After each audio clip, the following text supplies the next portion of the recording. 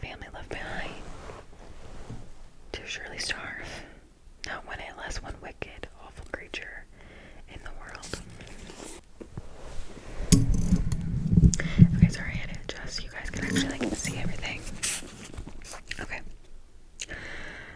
The beast had burned my ash arrow, so I'd have to rely on luck to get even a splinter of wood again if I was to stand a chance of killing him or showing him down.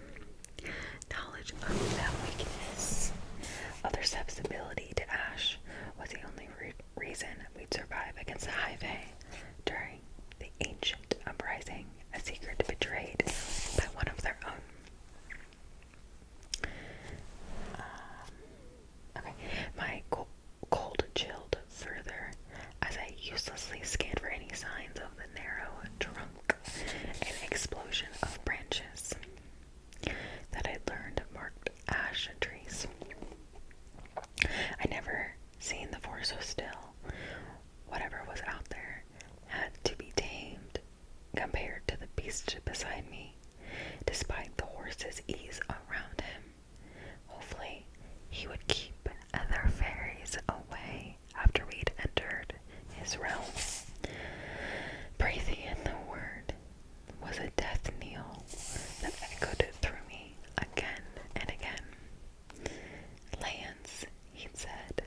He'd had lands, but what kind of dwelling? My horse is beautiful, and its saddle was crafted of rich leather, which meant he'd had some sort of contact with civilized life. I never heard the specifics of what the lives of fairies or Hiiii were like. Never heard much of anything other than their deadly abilities and appetites. I'd clench the reins to keep my hands from shaking. There were few first-hand accounts. The mortals who went over the wall, either willingly as tributes from the children of the blessed or stolen, never came back. I learned most of the legends. Oh, this is a very short chapter. I learned most of the legends from villagers through my father. Though my father had occasionally offered up the milder take or two on the nights he'd made an attempt to remember we existed. As far as we knew, the Hiiii still covered the northern parts of our world, from our enormous island over the narrow sea, separating us from the massive continent.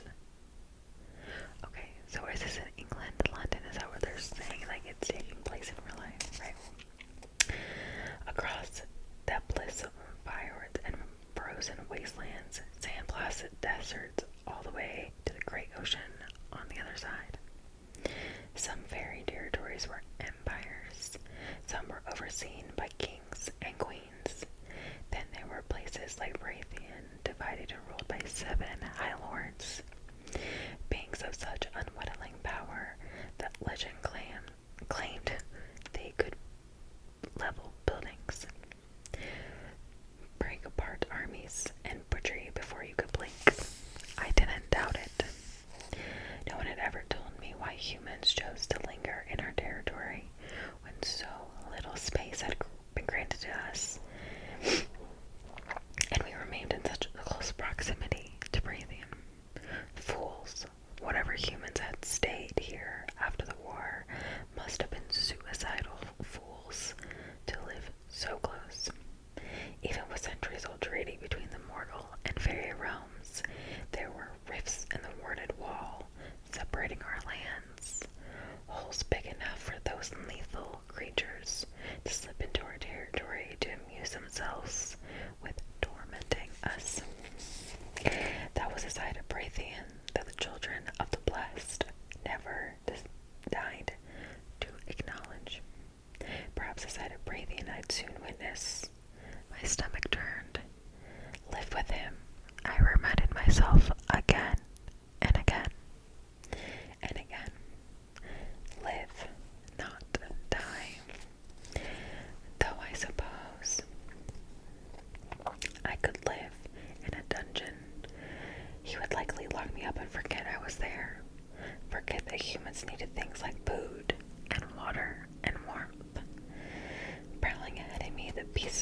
spiraled through the night sky. Tendrils of hot breath curled from his snout. We had to make camp at some point. The border of Breathian was days away. Once we stopped, I could keep awake for the entirety of the night and never let him out of my sight, even though he turned my ash arrow. He'd burned my ash arrow. I smuggled my remaining knife in my cloak. Maybe tonight would grant me an opportunity to use it. But it was not my own doom I contemplated as I let myself tumble into dread, rage, and despair. As we rode on, the only sounds snow, crunching beneath paws and hoofs. I alternated between a wrenched smugness at the thought of my family starving, thus realizing how important I was, a blind agony at the thought of my father begging in the streets, his ruined leg giving out on him as he stumbled from person to person. Every time I looked at the beast, I could see my father limping through town, pleading for coppers to keep my sisters alive. Worse, what Nesta might resort to in which to keep Elaine alive. She wouldn't mind my father's death, but she would lie, steal, and sell anything for Elaine's sake, and her own as well. I took in the way the beast moved, trying to find any weakness. I could detect none. What manner of fairy are you? I asked, the words nearly swallowed up by the snow and trees and star-heavy sky. He didn't bother to turn around. He didn't bother to say anything at all. Fair enough. I'd killed his friend, after all. I tried again.